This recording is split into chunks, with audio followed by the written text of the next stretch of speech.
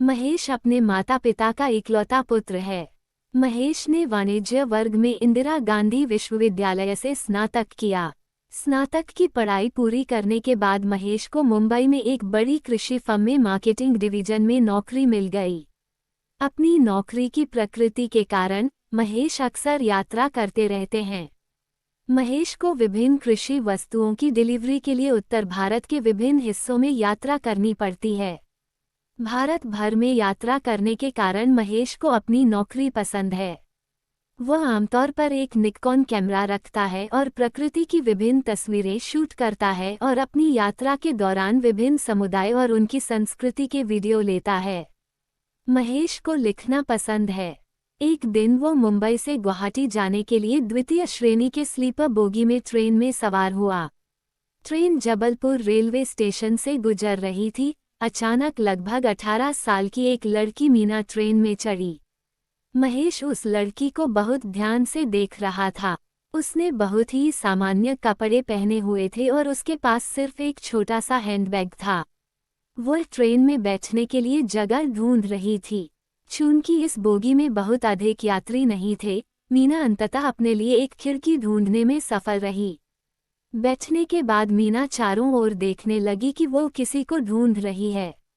लड़की को कुछ देर देखने के बाद महेश समझ गया कि लड़की अकेली है और वो किसी बात को लेकर बहुत चिंतित है।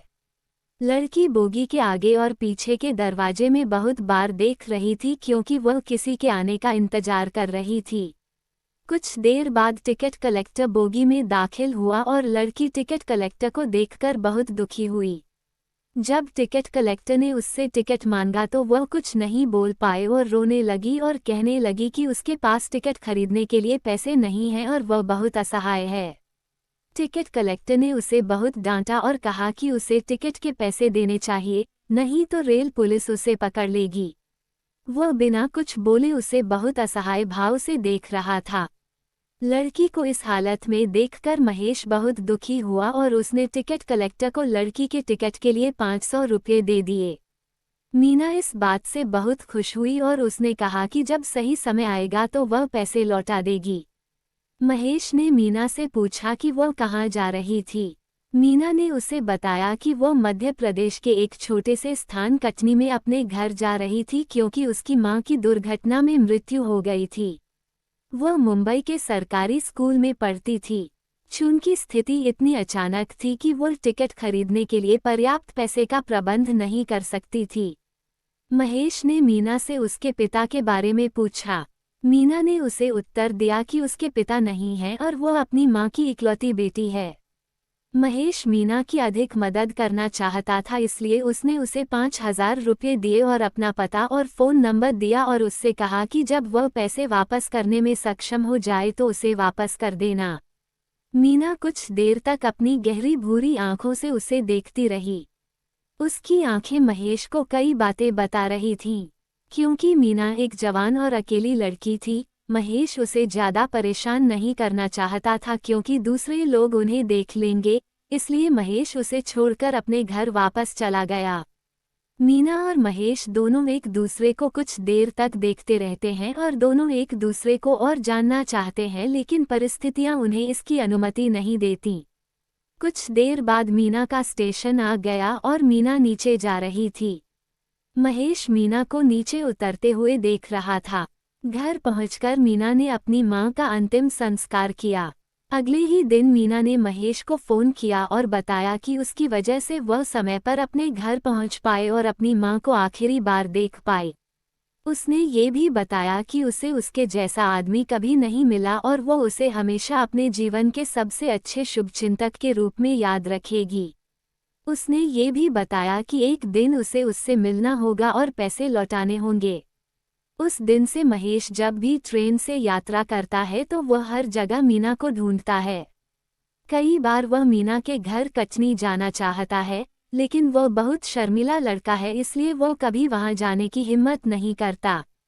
इसके अलावा वह मीना को परेशान नहीं करना चाहता क्योंकि वह नहीं जानता कि मीना के दिमाग में क्या चल रहा है। महेश के माता पिता शादी के लिए लड़कियों की तलाश कर रहे थे, लेकिन महेश ने उन लड़कियों को अस्वीकार कर दिया क्योंकि मीना पहले से ही महेश के दिल को छू चुकी थी। महेश का मानना है कि एक दिन मीना उससे मिलने आएगी और पैसे लौटाएगी, इसलिए वह उस दिन का इंतजार कर रहा है।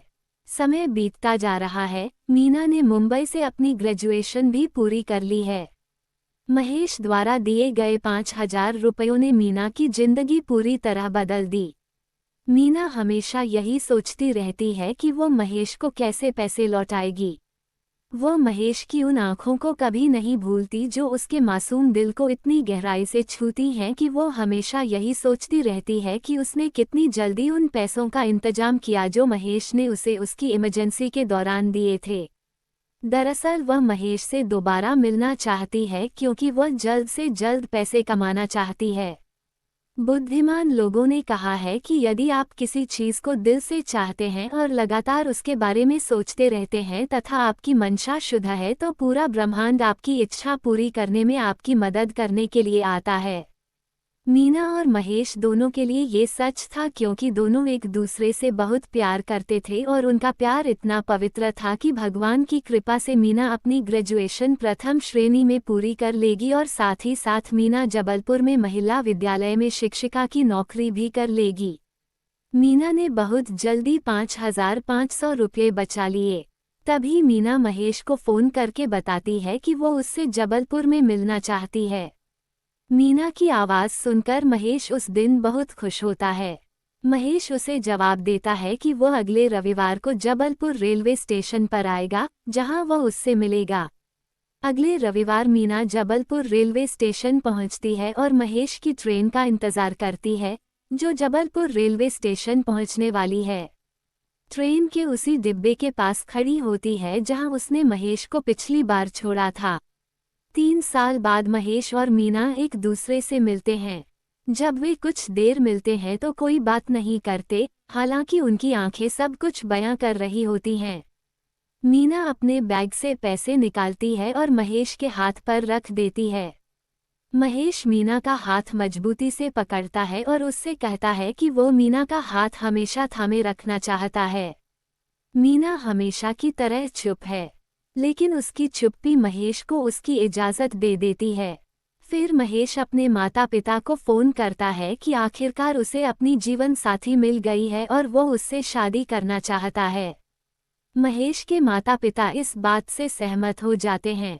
आखिरकार महेश और मीना की शादी हो जाती है और वे खुशहाल जीवन जीते हैं।